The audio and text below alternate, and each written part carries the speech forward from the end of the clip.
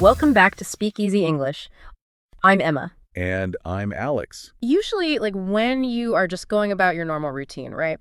Getting a cup of coffee is probably, the most mindless task in the world. Oh, absolutely. You just walk into the cafe, you point at a menu, you mumble a few familiar words, tap your phone to pay, and you just walk out. You don't even process that the conversation just happened. Right, because you are operating on complete autopilot. The brain loves efficiency, and that interaction is so thoroughly mapped out in your head that it requires almost zero conscious thought. Yeah, but if you drop yourself into a foreign country or, if you're attempting to learn a brand new language, suddenly that exact same neighborhood coffee shop feels like stepping into a gladiator arena. Oh, for sure. It's terrifying. If you're listening to this and thinking about the last time you tried to order food in, like Paris or Tokyo, or really anywhere you didn't speak the language, you probably know exactly what I'm talking about. Yeah, the sweats. Right. You're standing in line, the espresso machine is hissing, you're sweating, and you're just rehearsing the words over and over in your head. And then the barista looks right at you. And that is exactly when the sheer panic of barista nervousness kicks in. Barista nervousness, yeah. The stakes just feel incredibly high, even though it is literally just a latte. Someone is staring at you across a counter, and they're expecting you to perform on cue. So true. And that's why today we're doing a deep dive into the actual mechanics of language learning. We're looking at a foundational English learning script, specifically designed for absolute beginners like A1 and A2 learners. Right. And the entire mission of this lesson is simply how to order a coffee in English. Yeah. But, what we are going to see is how this seemingly simple lesson is actually a complete masterclass in psychology, cognitive load, and honestly, social survival. It really is. Looking at this specific source material, the brilliance isn't found in the vocabulary itself. The words are super basic. Yeah, it's just coffee, iced, hot. Exactly. The brilliance is actually in the anatomy of the social interaction. If you just hand someone a list of translated words, right? Yeah. Like coffee, hot, iced, please. They have no idea how those pieces actually fit into the social puzzle. Context is everything. Which is probably why the source material doesn't even attempt to teach individual vocabulary words right out of the gate. No, not at all. First, it presents the entire transaction from start to finish. It just sets the scene. And the logic here, I'm guessing, is that to overcome that fight or flight response at the register, you first need to actually hear what a successful, safe interaction sounds like. That's spot on. Yeah. The script provides a full scene dialogue. It's a complete interaction between a barista and a customer. Right. And it plays out exactly like this. The barista asks, "What can I get for you?" The customer says, "Hi, can I get a medium latte, please?" Then the barista follows up with, "Sure. Would you like it hot or iced?" The customer chooses, "I'll have it iced."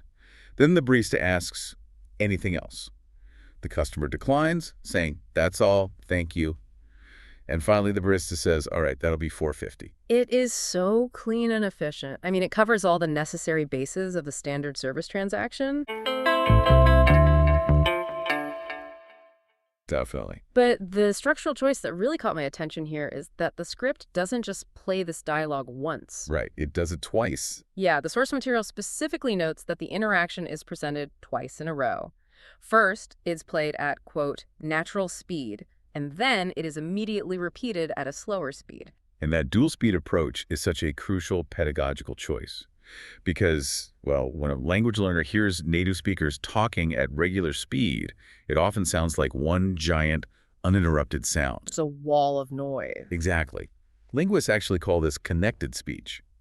Native speakers naturally blend words together. They drop consonants, they compress vowels. A learner's brain physically cannot parse where one word ends and another begins. It's like watching a sports broadcast, right? Like when you watch a basketball game, you see a player execute this crazy dunk at full game speed. Yeah, it's a blur. Right. You need to see it in real time to understand the flow of the game, the energy, the context of the play. But you can't really learn how the player did it just from that live shot. No, you need the replay. You need the slow motion replay. You need to see the footwork, the exact angle of the jump, the actual mechanics of the movement.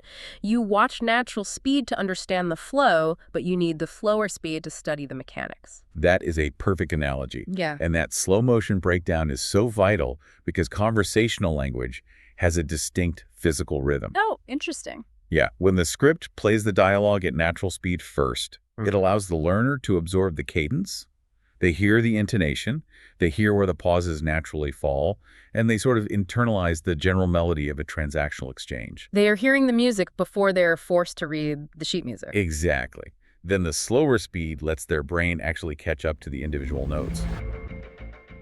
But tying this back to the anxiety we talked about at the top of the deep dive, I think there's actually a deeper psychological game being played here by the script. How so? Well, by laying out the exact chronological flow of the encounter before diving into any grammar rules, the script is basically providing a roadmap. Oh, I see what you mean. It completely removes the unpredictability of a situation. Exactly. Because anxiety in language learning, much like anxiety in life, usually stems from the fear of the unknown. 100%. The internal monologue is always like, what are they going to ask me? What if I don't understand the question? Right. But the script neutralizes that fear. The learner is internalizing a predictable sequence of events. First comes the greeting, then the core order, then the clarification of hot or iced, Right. then the upsell, and finally the price. You are basically preloading the software for the entire interaction. I mean, before you even step up to the register, you already know the exact beats of the conversation. You're learning the rhythm of a transactional exchange, which inherently makes the whole experience feel contained. There are boundaries to the encounter. Right, it puts a fence around it. So once that safe sequence is established in the learner's mind, the actual words they choose start to matter a lot more. Yeah, the vocabulary comes next. The source material moves into a section called key expressions, which isolates specific phrases to make the learner sound natural. And it places a really heavy emphasis on decoding the intent behind the words rather than just providing a literal word-for-word translation. Which is huge because literal translation is often the quickest path to sounding robotic or, even unintentionally hostile. Yeah, so true. The script breaks down the barista's opening prompt, "What can I get for you?" and explicitly explains that the real meaning here is simply, "What do you want to order?" Right. It even goes out of its way to provide alternatives the listener might encounter out in the wild, like, "What would you like?"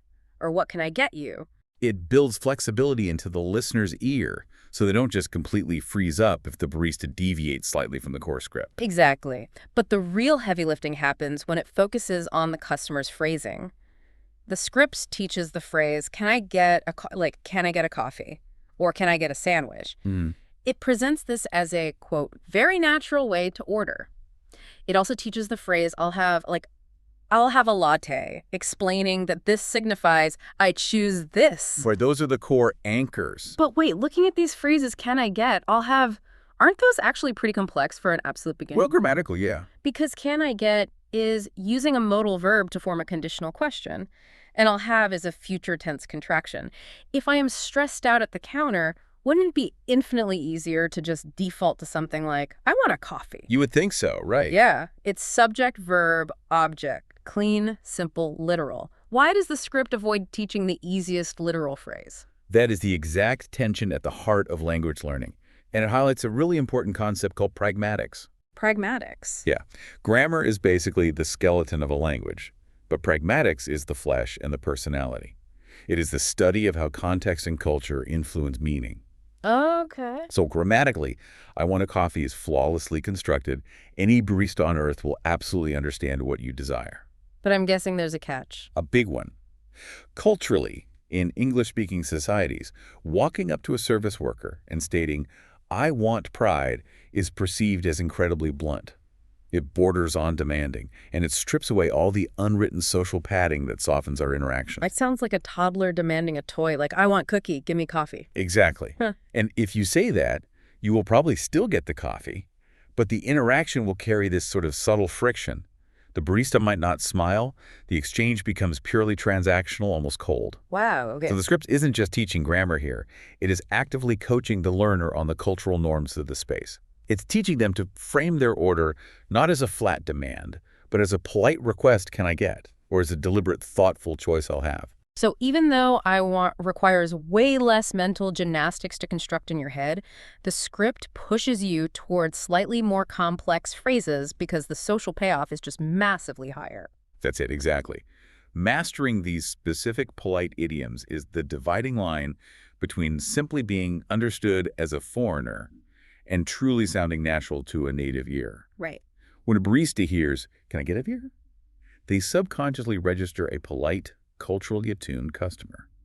That tiny phrase smooths the friction of the social interaction, making the whole encounter warmer and much more forgiving for the learner.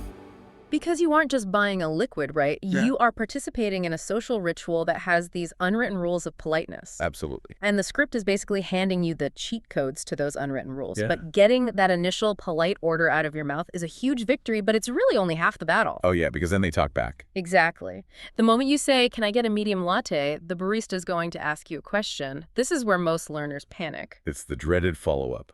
The conversation can derail so fast if you aren't prepared for it. The script calls these the pivot points.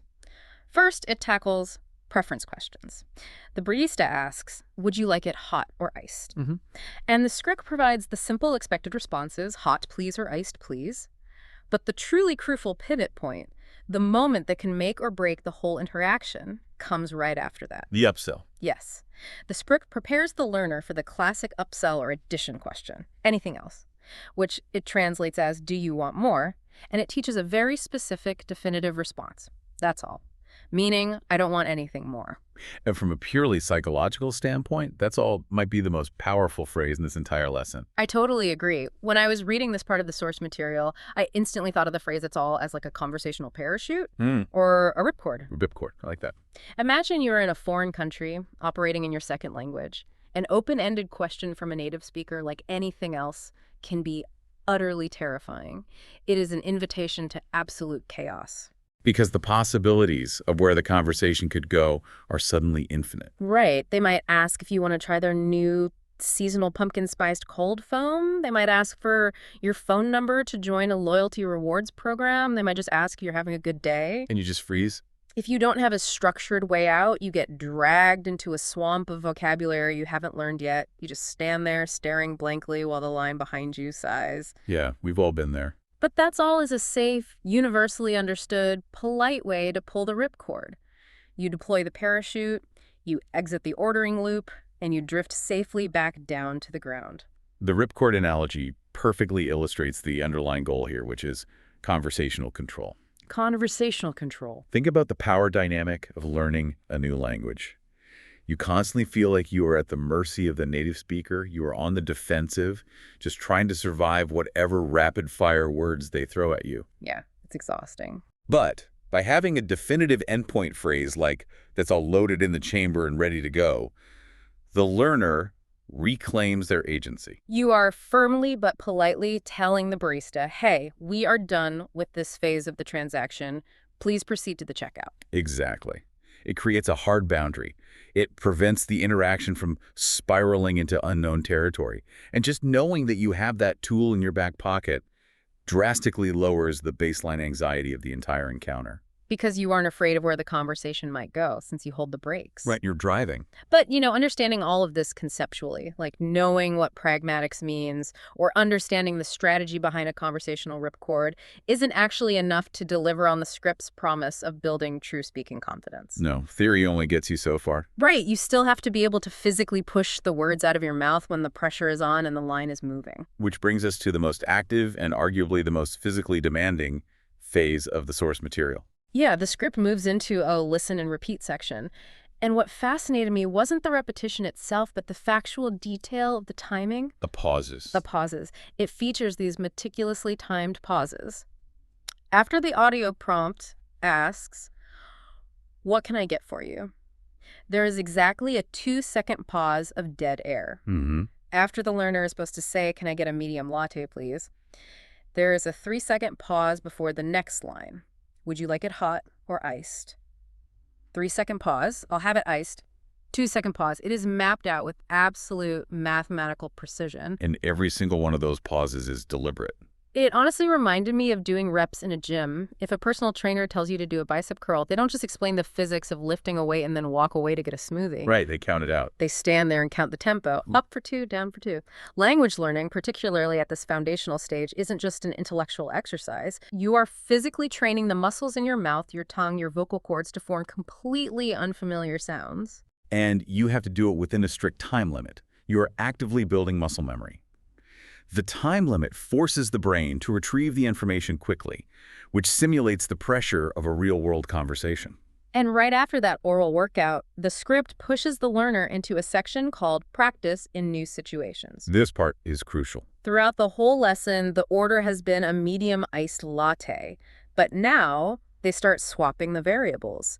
The new dialogue asks the learner to practice ordering a cappuccino and a muffin. Then it explicitly points out that you can change the size, offering phrases like large coffee or small tea. In the pedagogy of language instruction, what we're seeing here is a highly effective structural strategy known as substitution drills. I've actually heard that term, but how exactly does a substitution drill work in the brain? So substitution drill is a technique where you keep the structural frame of the sentence completely rigid, and you only swap out one specific variable at a time. The frame the script gives us is, can I get a blank? That is your anchor. The grammar, the intonation, the polite pragmatics we discussed earlier, that all stays exactly the same. The only thing you change is the noun. Latte, cappuccino, muffin, large coffee. You essentially freeze the sentence and just swap out the puzzle piece at the end. Exactly. And the reason this is so vital for a learner's confidence goes back to something called cognitive load theory. Oh, this sounds interesting. It is. So working memory, which is the part of your brain that processes information in real time, has a very limited capacity. You can only hold a few pieces of information at once. Right. When you're standing at the counter, your brain only has so much processing power available. And a massive chunk of that power is already being drained by the stress of that barista nervousness. So if you have to formulate a polite request from scratch, remember the grammar rules, conjugate the verb correctly, focus on your pronunciation. A and D, remember the vocabulary word for the drink you want. The system crashes. The working memory gets completely overloaded, you freeze up. Wheel of death on your computer. Your brain just stops responding. That's a great way to put it. But with substitution drills, the phrase, can I get a pick, becomes completely automated. It is hardwired into your long-term memory and your physical muscle memory. Ah, I see. So when it's your turn to speak, 90% of the sentence rolls off your tongue effortlessly, requiring almost zero working memory.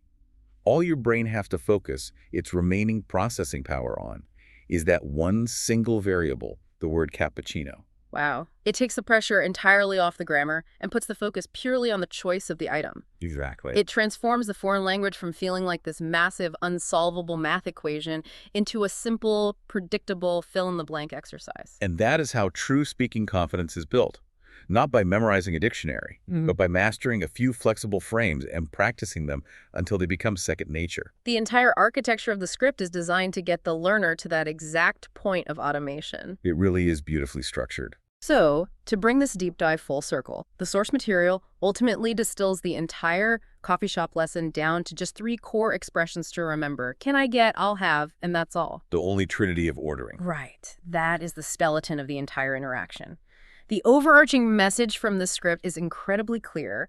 If you want to order a large iced coffee with confidence, you do not need to be perfectly fluent in English grammar. Not at all. You just need to understand the rhythm of the transaction, use polite framing, keep your conversational ripcord ready, and practice those substitution drills until the muscle memory takes over. Just keep practicing and keep speaking. But, looking at how systematically this script breaks down the coffee ordering process, it actually raises a much broader and somewhat provocative point about language itself. Oh.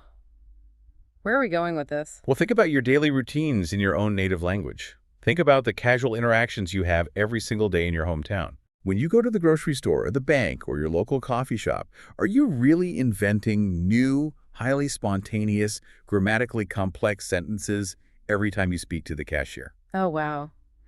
That's a really humbling point, because when I think about my morning coffee run, I say the exact same thing every single day. I walk in and say, just a black drip, please. Yep, card's fine. Thanks, have a good one.